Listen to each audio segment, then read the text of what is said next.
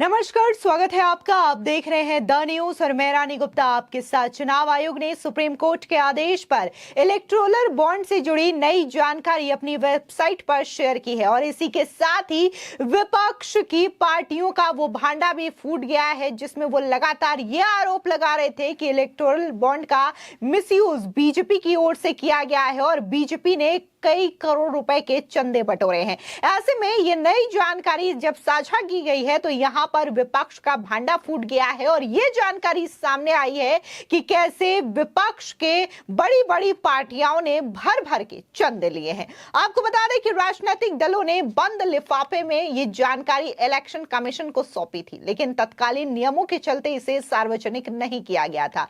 चुनाव आयोग की रिपोर्ट के मुताबिक तमिलनाडु की सत्ताधारी पार्टी डीएमके को 656 करोड़ रुपए का चंदा इलेक्टोरल बॉन्ड के जरिए मिला है। इसमें लॉटरी किंग सेंटियागो मार्टिन के फ्यूचर गेमिंग के 509 करोड़ रुपए शामिल है। आपको बता दें कि इन्हीं लॉटरी किंग को लेकर के दरअसल मोहम्मद जुबैर ने एक फर्जी खबर भी चलाई थी और बकायदा इसे धड़ल्ले से शेयर किया गया था। जुबैर ने सोशल मीडिया पर एक पोस्ट किया जिसमें वो लिखते हैं, लॉटरी की दिग्गज company future gaming and hotel services private limited ने 1368 करोड़ रुपए के बॉन्ड खरीदे हैं। कंपनी के प्रमुख मार्टिन सेंटियागो हैं, जिन्हें लॉटरी किंग के नाम से जाना जाता है। इस कंपनी पर मनी लॉन्ड्रिंग को लेकर जांच चल रही है। उनके बेटे जोस जॉल्स मार्टिन 2015 में बीजेपी में शामिल हो गए थे। कहीं ना कहीं मोहम्मद जुबैर यहां पर यह कहना चाहते थे कि लॉटरी किंग जो है चंदा उन्होंने बीजेपी को दिया है, लेकिन जिस तरीके से नई जानकारी सामने आई है, जो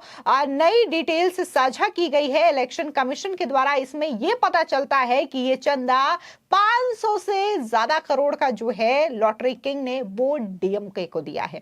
यहां पर सीधे तौर पर मोहम्मद जुबैर का झूठ का पर्दाफाश हो गया है। ऐसे में सोशल मीडिया पर कई सारे लोग हैं, उनका कहना यह है कि मोहम्मद जुबैर तो खुद को फैक्ट चेकर बताते हैं, लेकिन इस तरीके से फर्जी खबर वो कब तक फैलाएंगे। इन्हें तो फौरन अरेस्ट किया जाना चाहिए और जेल में डाल देना चाहिए। बता दें, वहीं चुनाव आयोग ने जो आंकड़े जारी किए हैं उनके मुताबिक बीजेपी ने कुल 6,986 करोड़ रुपए के चुनावी बॉन्ड कैश कराए हैं। पार्टी ने 2019-20 में सबसे ज्यादा 2,555 करोड़ के इलेक्टोरल बॉन्ड कैश कराए हैं। देश की मुख्य विपक्षी पार्टी कांग्रेस ने 1,334 करोड़ रुपए के इलेक्टोरल बॉन्ड कैश कराए हैं। इसके अलावा ओडिशा की सत्ताधारी बीजेडी को 944 करोड़ रुपए इलेक्टोरल बॉन्ड के जरिए मिले हैं। वहीं आंध्रा की सत्ताधारी पार्टी टीडीपी को 181 करोड़ रुपए का चंदा मिला है। लॉटरी किंग के नाम से मशहूर फ्यूचर गेमिंग एंड होटल्स के फाउंडर का नाम सेंटियागो मार्टिन है, जिसे भारत का लॉटरी किंग भी कहा जाता है। यह कंपनी अभी देश के 1 दर्जन से ज्यादा राज्यों में ऑपरेट कर रही है, जहां लॉटरी कानूनी तौर पर वैध है। फ्यूचर गेमिंग का कारोबार मुख्य रूप से दक्षिण भारत और पूर्वोत्तर भारत में फैला हुआ है। दक्षिण भारत में कंपनी मार्टिन कर्नाटक नाम सब्सिडियरी के माध्यम से काम करता है, जबकि पूर्वोत्तर भारत में मार्टिन सिक्किम लॉटरी सब्सिडियरी के नाम से चलाई जाती है। बता दें कि कंपनी की वेबसाइट पर दी गई जानकारी के मुताबिक वो अभी देश के 13 राज्य अरुणाचल प्रदेश, असम, गोवा, केरला, मध्य प्रदेश, महाराष्ट्र, मणिपुर, मेघालय, मिजोरम, नागालैंड, पंजाब, सिक्किम और पश्चिम बंगाल में काम कर रही है। उसके पास 1000 से ज्यादा कर्मचारी हैं और कंपनी नागालैंड और सिक्किम में डीएल लॉटरी की अकेली डिस्ट्रीब्यूटर भी है। अब ऐसे में चुनावी बॉन्ड की बात करें तो आयोग की वेबसाइट पर मौजूदा डेटा के मुताबिक कुछ पार्टियों ने एसबीआई से बॉन्ड के यूनिक नंबर्स मांगे हैं। टीएमसी ने कहा है कि उसे नंबर चाहिए ताकि वो सुप्रीम कोर्ट के निर्देशों का पालन कर सके। भारतीय जनता पार्टी ने एसबीआई से ऐसी कोई अपील नहीं की है, बल्कि उसने पूरा डेटा दिया है। बता दें कि बहुजन समाज पार्टी ने कहा है कि उसे चुनावी बॉन्ड के जरिए कोई चंदा नहीं मिला है। भारतीय कम्युनिस्ट मार्क्सवादी ने भी कहा है कि उसे भी इलेक्टोरल बॉन्ड से चंदा नहीं मिला है। कांग्रेस ने कहा कि वो एसबीआई द्वारा चुनाव आयोग को दिए गया डेटा जारी करेगी। इलेक्टोरल बॉन्ड से जुड़ी अब तक क्या क्या चीजें हुई हैं उसको भी आप एक बार विस्तार से समझ लीजिए।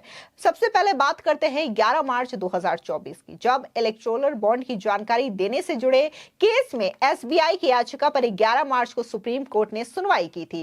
एसबीआई ने कोर्ट से कहा था कि बॉन्ड से जुड़ी जानकारी देने में हमें कोई दिक्कत नहीं है, लेकिन इसके लिए कुछ समय चाहिए। इस पर सीजेआई डीवाई चंद्रचूड़ ने पूछा कि पिछली सुनवाई यानी कि 15 फरवरी से अब तक 26 दिनों में आपने क्या किया है।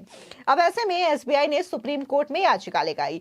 इलेक्टोरल बॉन्ड की जानकारी देने के लिए 30 जून तक का वक्त मांगा गया था। इसके अलावा कोर्ट ने एसोसिएशन फॉर डेमोक्रेटिक रिफॉर्म की उस याचिका पर भी सुनवाई की जिसमें 6 मार्च तक जानकारी नहीं देने पर एसबीआई के खिलाफ अवमानना का केस चलाने की मांग की गई थी, जिसके बाद सुप्रीम कोर्ट ने राजनीतिक फंडिंग के लिए इलेक्टोरल बॉन्ड की स्कीम पर तत्काल प्रभाव से रोक लगा दी थी। सुप्रीम कोर्ट ने कहा था कि यह स्कीम असंवैधानिक है, बॉन्ड की गोपनीयता बनाए रखना असंवैधानिक है, यह स्कीम सूचना के अधिकार का उल्लंघन है। इसके बाद देखने को मिलता है कि सुप्रीम कोर्ट ने इलेक्टोरल बॉन्ड स्कीम केस में फैसला सुरक्षित रख लिया। हालांकि अगली सुनवाई की तारीख नहीं बताई गई। कोर्ट ने पार्टियों को मिली फंडिंग का डेटा नहीं रखने पर चुनाव आयोग से नाराजगी जताई। साथ ही आयोग से राजनीतिक दलों को 30 सितंबर तक इलेक्टोरल बॉन्ड के जरिए मिली रकम की जानकारी जल्द से जल्द देने के निर्देश भी दिए। वहीं 1 नवंबर 2023 को सरकार की तरफ से सॉलिसिटर जनरल तुषार मेहता ने कहा कि इलेक्टोरल बॉन्ड से राजनीतिक चंदे में पारदर्शिता आई है। चंदा देने वाले नहीं चाहते कि उनके दान देने के बारे में दूसरी पार्टी को पता चले, इससे उनके प्रति दूसरी पार्टी की नाराजगी नहीं पड़ेगी। इस पर सुप्रीम कोर्ट ने कहा कि अगर ऐसी बात है तो फिर सत्ताधारी दल विपक्षियों के चंदे की जानकारी क्यों लेता है? विपक्ष क्यों नहीं ले सकता चंदे की जानकारी? उसके बाद 31 अक्टूबर 2023 को प्रशांत भूषण ने दलील रखी थी। उन्होंने कहा था कि यह बॉन्ड केवल रिश्वत है जो कि सरकारी फैसलों को प्रभावित करता है। अगर किसी नागरिक को उम्मीदवारों, उनकी संपत्ति, उनके आपराधिक इतिहास के बारे में जानने का अधिकार है तो उन्हें यह भी पता होना चाहिए कि राजनीतिक दलों को कौन फंडिंग कर रहा है। जिसके बाद देखने को मिला था कि सुप्रीम कोर्ट ने फैसला सुनाते हुए बकायदा एसबीआई को निर्देश दिया था कि जो भी जानकारी है इलेक्टोरल बॉन्ड से संबंधित वो चुनाव आयोग को सौंपे, जिसके बाद चुनाव आयोग इसे अपनी वेबसाइट पे सार्वजनिक करेगी। जिसके बाद रोज नए नए डिटेल सामने आ रहे हैं। काफी ज्यादा चौंकाने वाले ये आंकड़े सामने आ रहे हैं कि देश की बड़ी से बड़ी पार्टियां भी कितने कितने करोड़ रुपए का चंदा ले रही हैं। अब ऐसे में चुनावी बॉन्ड स्कीम क्या है ये भी समझना अपने आप में बड़ी बात होती है। बता दें कि चुनावी या इलेक्टोरल बॉन्ड स्कीम 2017 के बजट में उस वक्त के वित्त मंत्री अरुण जेटली ने पेश की थी। 2 जनवरी 2018 को केंद्र सरकार ने इसे नोटिफाई किया। यह एक तरीके का प्रॉमिसरी नोट होता है, इसे बैंक नोट भी कहते हैं। इसे कोई भी भारतीय नागरिक या कंपनी खरीद सकता है।